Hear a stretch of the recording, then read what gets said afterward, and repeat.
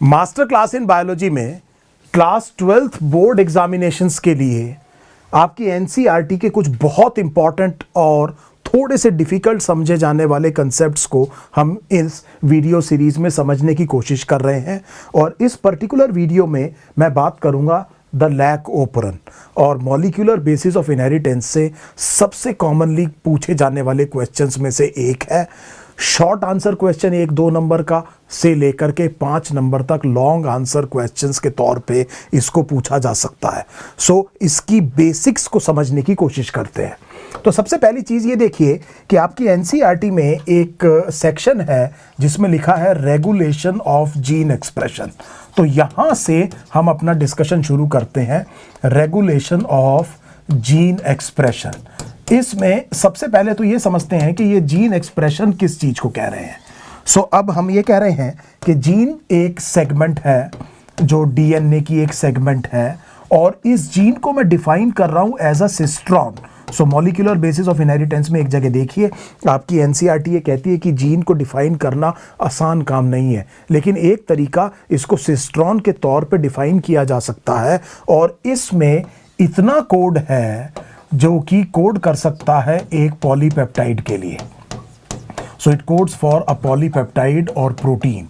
सो इस कंटेक्स्ट में जब आप जीन को डिफाइन करते हैं तो आप जीन को क्या कहते हैं? सिस्ट्रॉन। तो सिस्ट्रॉन जीन है, ट्रांसक्राइब हुई, ट्रांसक्रिप्ट जो है ट्रांसलेट हुआ और पॉलीपेप्टाइड या प्रोटीन बना और ये प्रोटीन या पॉलीपेप्टाइड इस जीन का एक्सप्रेशन है। ये बात आपको समझ में आ गई। सो इसका मतलब आपको डीएनए का स्ट्रक्चर समझ में आ गया जो आपके चैप्टर में पहले पढ़ाया गया है। इसकी टेम्पलेट पे आपने मैसेंजर आरएनए पढ़ाया, आपको एनसीईआरटी ने ट्रांसक्रिप्शन पढ़ाया और फिर इस लैंग्वेज को ट्रांसलेट किया इनटू प्रोटीन्स। और ये वो सेंट्रल डॉगमा है जो अब तक आपको एनसीईआरटी ने बताया और इसी को हम जीन एक्सप्रेशन कह रहे हैं।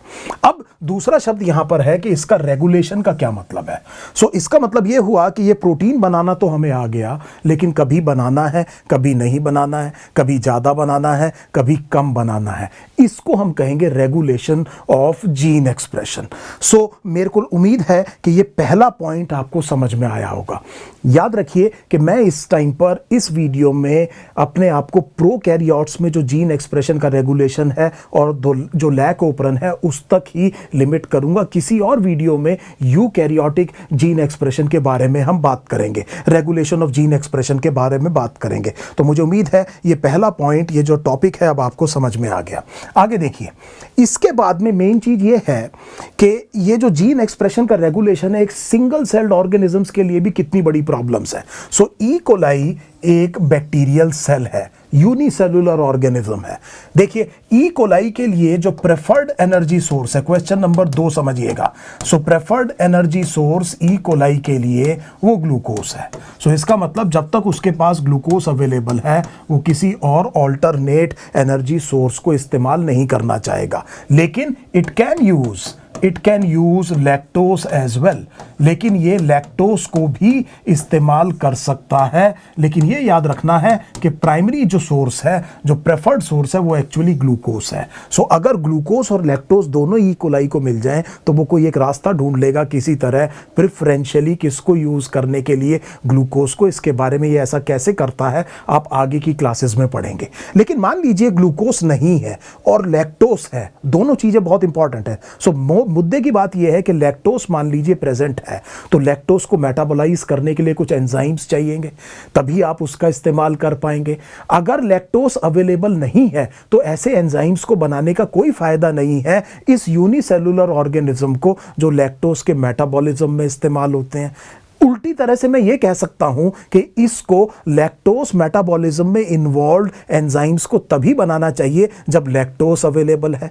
तीसरी तरह से मैं ये कह सकता हूं कि लैक्टोज जो कि इन एंजाइम्स का सबस्ट्रेट होगा, उसकी वजह से, उसकी प्रेजेंस की वजह से ये ई कोलाई वो एंजाइम्स बनाएगा जो लैक्टोज मेटाबॉलिज्म में इस्तेमाल हो रहे हैं। सो इसका मतलब कुछ एंजाइम्स तब बन रहे हैं जब उनका सबस्ट्रेट प्रेजेंट है, यानी कि इस सबस्ट्रेट की वजह से ये एंजाइम बन रहे हैं, और इनको मैं अब बिल्कुल सिंप्लीफाई तरीके से ये कह रहा हूं कि ये जो प्रेजेंस है सबस्ट्रेट की, ये इंड्यूस कर रही है फॉर्मेशन ऑफ द एंजाइम्स जो इसी सबस्ट्रेट के मेटाबॉलिज्म में इस्तेमाल हो रहे हैं। सो इस तरह के एंजाइम को जो तभी बनते हैं जब सबस्ट्रेट प्रेजेंट है, आप कहते हैं इंड्यूसिबल एंजाइम्स। सो देखिए ई कोलाई की एक problem regulation of gene expression की, उसके कुछ एंजाइम्स कैसे होने चाहिए, इंड्यूसिबल। इसका मतलब कुछ जीन्स को ट्रांसलेट तभी करना है जब सबस्ट्रेट प्रेजेंट है।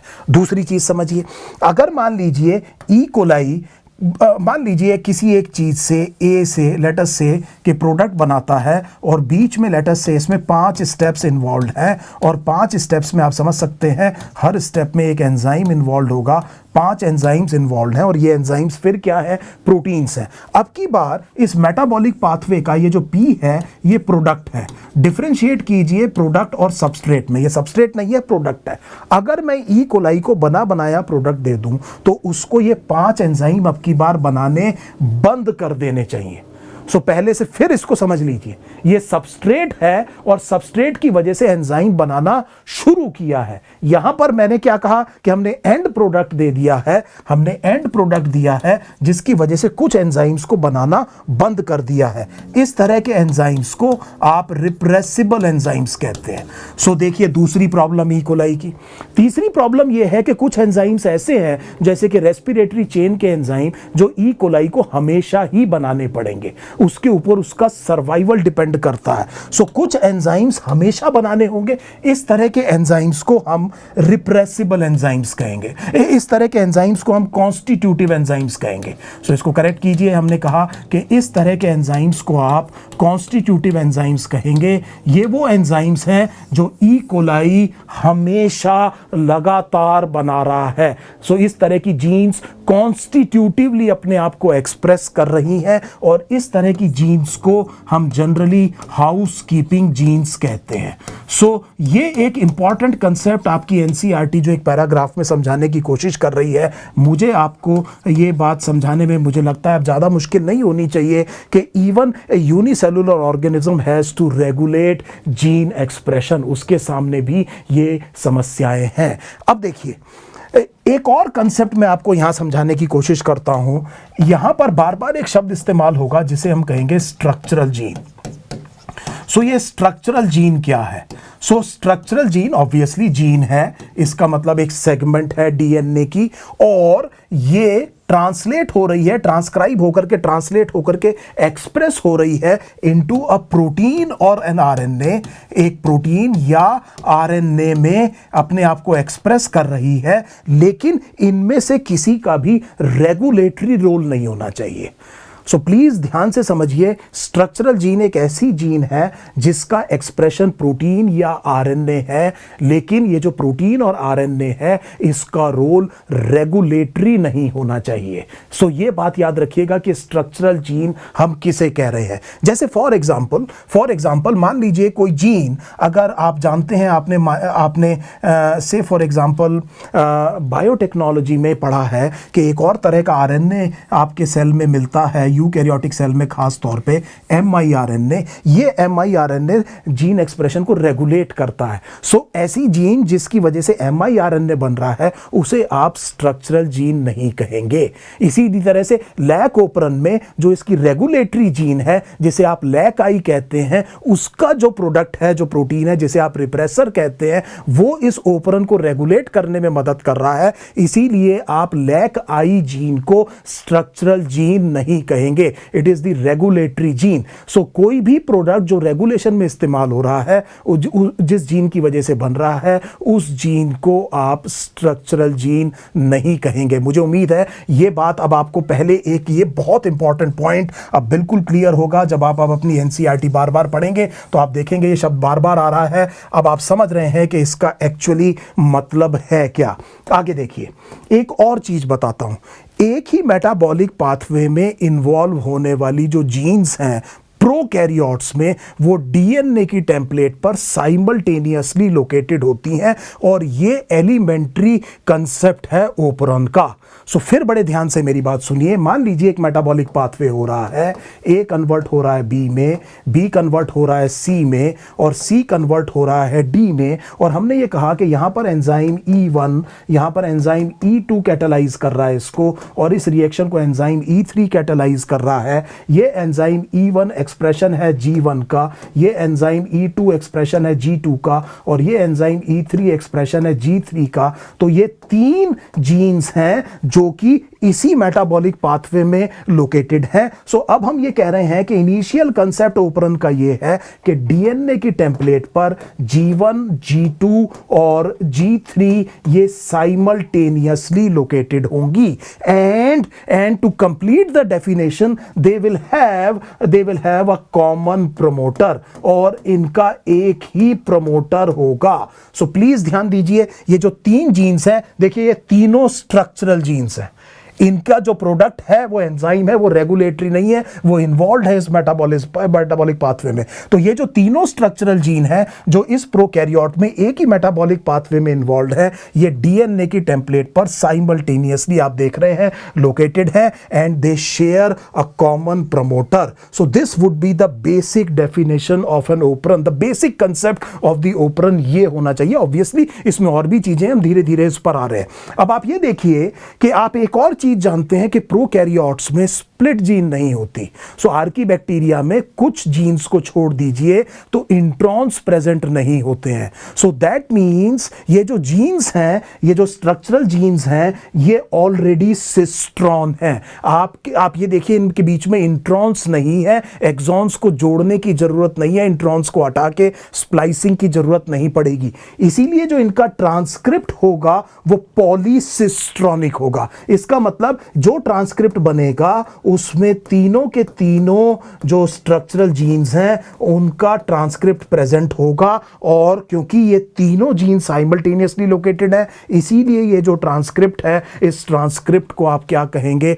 पॉलीसिस्ट्रॉनिक कहेंगे। मुझे उम्मीद है ये जो शब्द है पॉलीसिस्ट्रॉनिक अब आपको ये भी समझ में आ गया। सो अब देखिए एक और चीज समझिए, प्रमोटर और स्ट्रक्चरल जीन के बीच में ये जो जगह देख रहे हैं आप, ये भी डीएनए है, ये भी डीऑक्सीराइबोन्यूक्लियोटाइड्स का ही बना है। ओपरन में एक और इंपॉर्टेंट चीज है कि यहां पर एक और रीजन है। Obviously it will be a sequence of deoxyribonucleotides. इसको आप कहेंगे ऑपरेटर, इसको आप कहेंगे ऑपरेटर। ये बात आपको बिल्कुल क्लियर हो गई। और प्रमोटर के अपस्ट्रीम, मुझे उम्मीद है ट्रांसक्रिप्शन से आपको पता है अपस्ट्रीम डाउनस्ट्रीम का मतलब क्या है। इस ओपरन की एक रेगुलेटरी जीन पड़ी होगी, इस जैसे से फॉर एग्जांपल लैक ओपरन में इसको हम कहेंगे लैक आई। सो ये एक जीन होगी और उस जीन का अपना अलग प्रमोटर होगा। सो रेगुलेटरी जीन का अपना एक अलग प्रमोटर होगा, और रेगुलेटरी जीन का जो एक्सप्रेशन है, जो प्रोटीन बनता है, उसको हम कहते हैं रिप्रेसर, उसको हम कहते हैं रिप्रेसर। सो मैं ये बेसिक कंसेप्ट आपको अब ओपरन का आपको आइडिया लग गया कि इस ओपरन किसे कहते हैं और ओपरन में स्ट्रक्चरल क्या क्या चीजें प्रेजेंट है। पूरी बात समझने के बाद में एक बात बड़े ध्यान से समझिए, gene expression in prokaryotes is almost always exclusively regulated at the level of initiation of transcription. So initiation of transcription वो predominant तरीका है जिससे prokaryotes में gene expression को regulate किया जाता है। अब यहां पर शब्द आ गया initiation of transcription। तो याद कीजिए initiation of transcription का मतलब है कि जो promoter है that provides a recognition sequence for the RNA polymerase। RNA polymerase structural gene को पहचानने के बजाय ट्रांसक्रिप्शन यूनिट में प्रमोटर को पहचानता है, और वो प्रमोटर में एक पर्टिकुलर सीक्वेंस को पहचान करके वहां पर उसको बाइंड करने के बाद में फिर क्या करता है, उसके डाउनस्ट्रीम जो भी स्ट्रक्चरल जीन है उसको ट्रांसक्राइब कर देता है टर्मिनेटर तक। सो यहां पर प्रमोटर की बहुत बड़ी इंपॉर्टेंस है। आपने पहले भी पढ़ा है कि it is the location of the promoter that defines the template and the coding strand. Coding strand और टेम्पलेट स्ट्रैंड डिफाइन होता है प्रमोटर से, और प्रमोटर पे आरएनए पॉलीमरेज के बाइंड करने को लेकर के बहुत से और प्रोटीन्स भी इस्तेमाल होते हैं। और यहां पर प्रोकैरियोट्स में एक बड़ा इंपॉर्टेंट रोल जो है वो रिप्रेसर प्रोटीन प्ले करता है, और ये रिप्रेसर जाकर के ऑपरेटर को बाइंड करके आरएनए पॉलीमरेज की जो एक्सेस है प्रमोटर की उसको इन्फ्लुएंस करके ट्रांसक्रिप्शन को अफेक्ट कर सकता है। फिर मेरी बात को बड़े ध्यान से सुनिए, जो रिप्रेसर है वो ऑपरेटर पे बाइंड करके आरएनए पॉलीमरेज की जो एक्सेस है प्रमोटर के लिए उसको इन्फ्लुएंस करके ट्रांसक्रिप्शन को क्या कर सकता है, इन्फ्लुएंस कर सकता है। सो बड़ा इंपॉर्टेंट रोल इस रेगुलेशन में रिप्रेसर प्रोटीन करता है, जो कि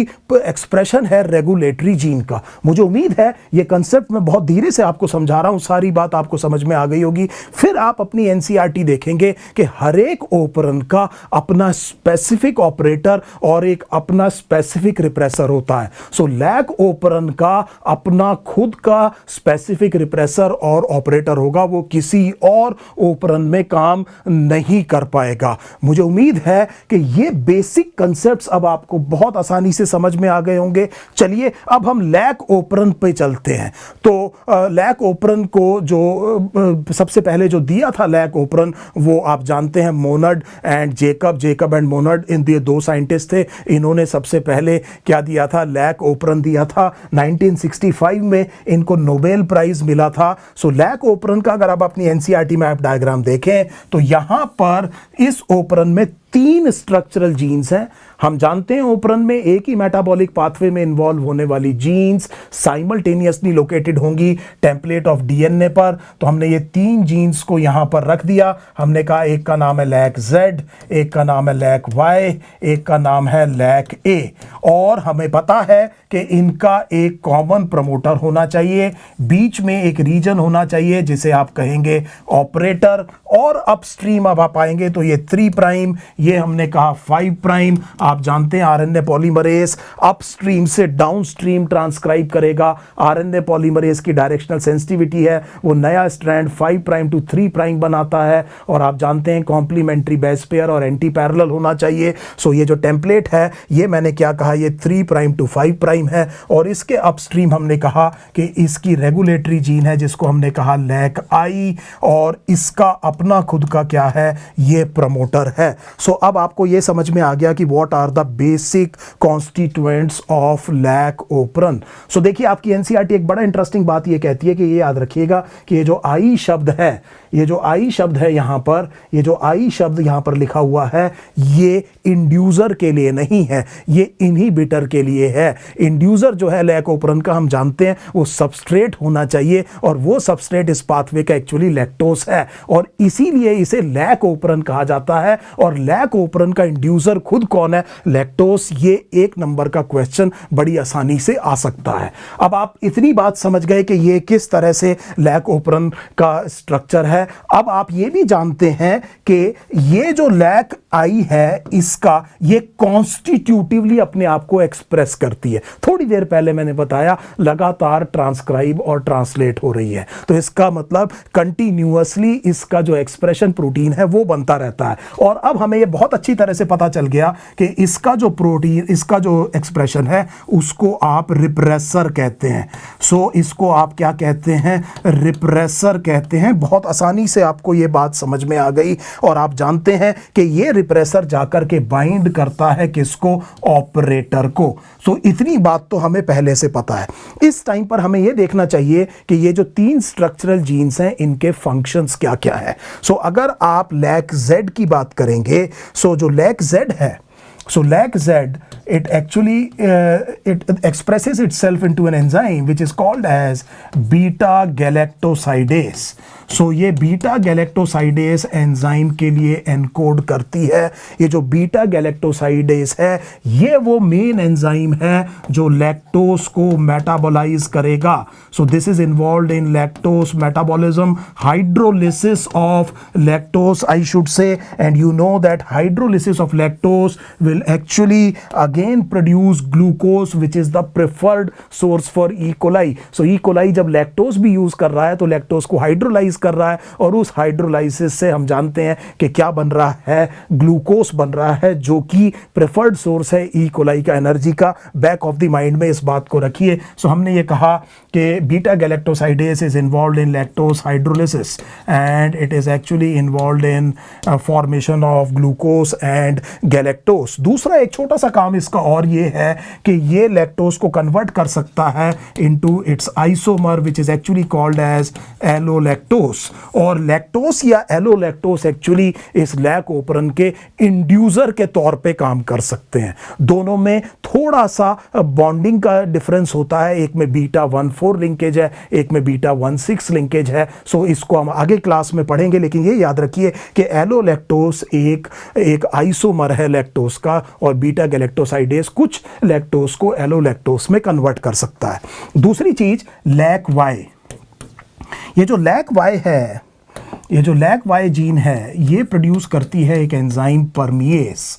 और ये जो परमिएस एंजाइम है, अगर ये ई कोलाई के अंदर प्रेजेंट है, अगर परमिएस प्रेजेंट है, तभी बीटा गैलेक्टोसाइड्स, ध्यान दीजिए. सो मैंने शब्द क्या इस्तेमाल किया, बीटा गैलेक्टोसाइड्स, ये सेल के अंदर एंटर करेंगे. तो आपकी एनसीईआरटी एक जगह शब्द क्या लिख रही है, बीटा गैलेक्टोसाइड्स. ये वो केमिकल्स हैं जिनमें गैलेक्टोस प्रेजेंट है. ऐसी चीज को आप क्या कहते हैं, बीटा गैलेक्टोसाइड्स. तो आप जानते हैं कि lactose is made up of a glucose and a galactose, so it is again a beta galactosides. मैंने आपको बताया इसमें बीटा ग्लाइकोसिडिक लिंकेज होती है. सो ये तभी एंटर कर पाएगा सेल के अंदर जब उसके पास क्या चीज प्रेजेंट है, परमिएस प्रेजेंट है. So this is a very very important thing. तीसरी जो जीन है वो लैक ए है और इस जीन को आप ट्रांस एसिटाइलेस, इसका एक्सप्रेशन ट्रांस एसिटाइलेस है. ट्रांस एसिटाइलेस एसिटाइल को एंजाइम ए से ग्रुप को ट्रांसफर करने में काम आता है. हमें अच्छी तरह से नहीं पता कि एक्चुअली इसका लैक्टोज मेटाबॉलिज्म में क्या रोल है. हमें नहीं पता. इसका मतलब ये नहीं है कि कुछ नहीं होगा, लेकिन हमें बहुत अच्छी तरह से नहीं पता कि ये लैक्टोज मेटाबॉलिज्म में क्या काम करता है. सो 12th बोर्ड के लेवल पर हम ये कह सकते हैं कि function of lac A in the regulation of lac operon is largely not known. Largely हमें नहीं पता है. सो मुझे उम्मीद है कि अब आपको ये तीनों की तीनों जीन्स समझ में आ गई. देखिए, आपसे बोर्ड में एक नंबर में क्वेश्चन ये पूछा जा सकता है कि मान लीजिए ये जीन म्यूटेट है तो क्या होगा. सो आप जानते हैं ये एंजाइम नहीं बनेगा. तो आंसर क्या आएगा कि या तो लैक्टोज के मेटाबॉलिज्म हाइड्रोलिसिस में अंतर आएगा या एलोलैक्टोज नहीं बन पाएगा. लैक वाई अगर म्यूटेट हो जाए तब आप जानते हैं कि बीटा गैलेक्टोसाइडेस सेल के अंदर एंटर नहीं कर पाएंगे. मुझे उम्मीद है ये अब बात बिल्कुल क्लियर हो गई कि किस तरह से यहां पर क्वेश्चन फ्रेम किया जा सकता है. देखिए, let us continue our discussion. An important point, अगला पॉइंट देखिए बड़े ध्यान से. So these are some very very important concept and that is why I am taking time. मुझे उम्मीद है आपको बहुत अच्छे से सारी बात बिल्कुल क्लियरली समझ में आ रही होगी. तो हमें ये पता लग गया कि कौन सी जीन का एक्सप्रेशन क्या है. मान लीजिए लैक्टोस इज एब्सेंट. हमने ये कहा कि लैक्टोस नहीं है. सो पहली चीज तो ये समझ लीजिए लैक्टोस नहीं है. अब इसका मतलब ये जो रिप्रेसर है जाकर के बाइंड करेगा ऑपरेटर को. तो रिप्रेसर का काम ही क्या है कि वो ऑपरेटर को जाकर के बाइंड करता है. सो हमने ये कहा कि रिप्रेसर बाइंड्स टू ऑपरेटर.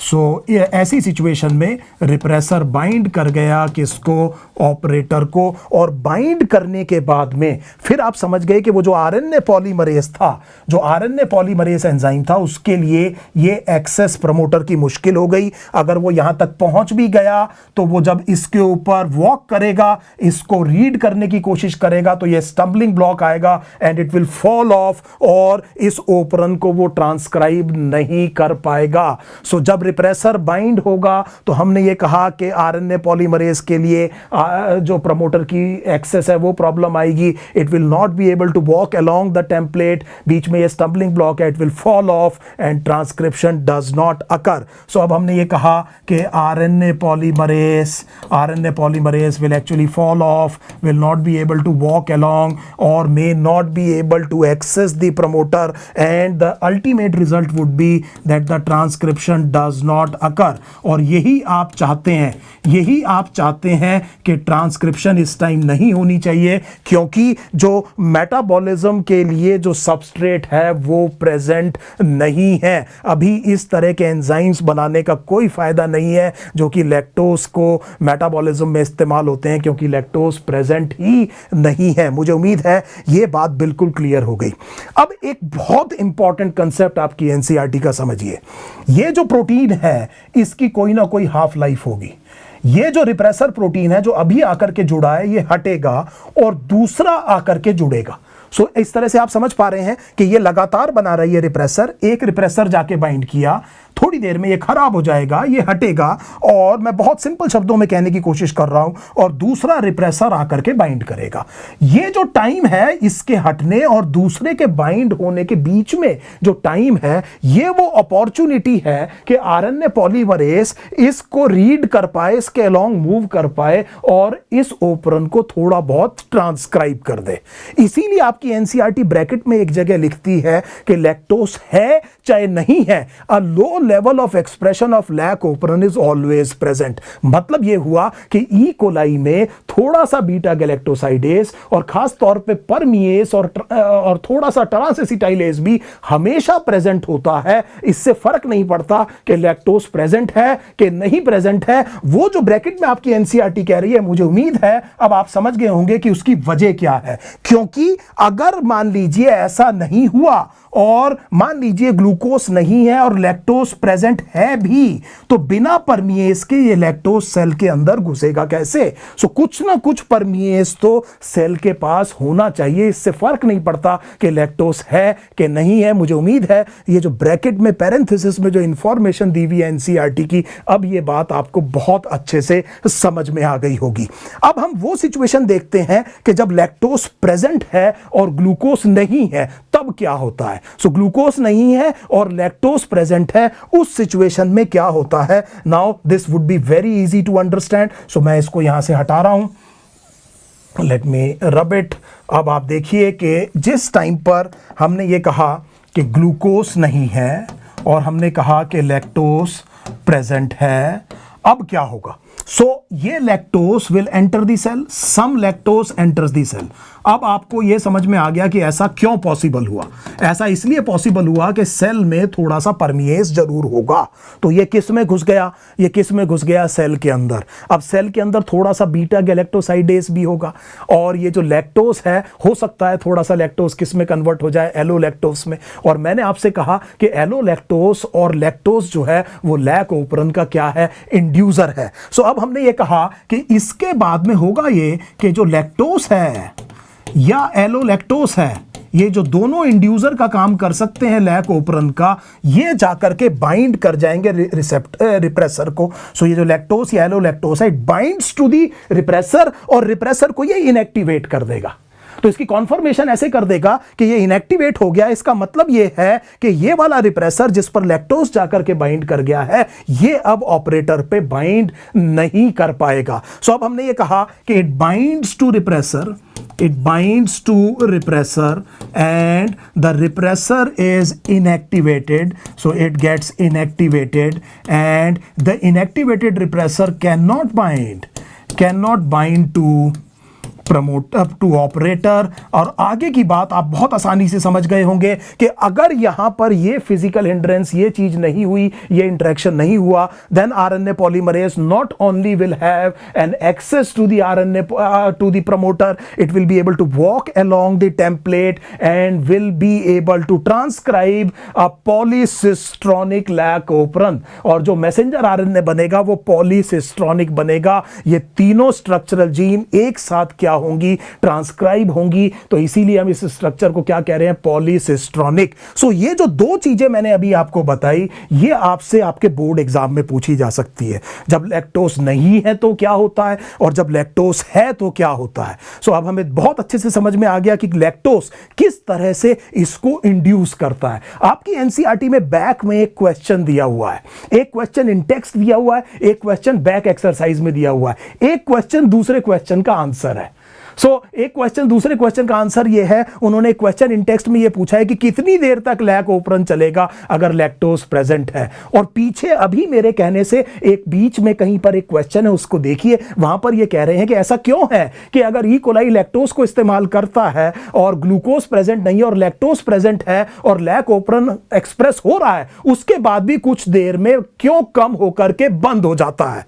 उसकी वजह यह है कि जब आप लैक्टोज को हाइड्रोलाइज करेंगे तो उसका प्रोडक्ट ग्लूकोज और गैलेक्टोज होगा, और ये जो ग्लूकोज है ये एक्चुअली प्रेफर्ड सोर्स है, ई कोलाई को अपना प्रेफर्ड सोर्स मिल गया है, तो अब उसे इस लैक ओपरन को एक्सप्रेस करने की जरूरत नहीं होगी।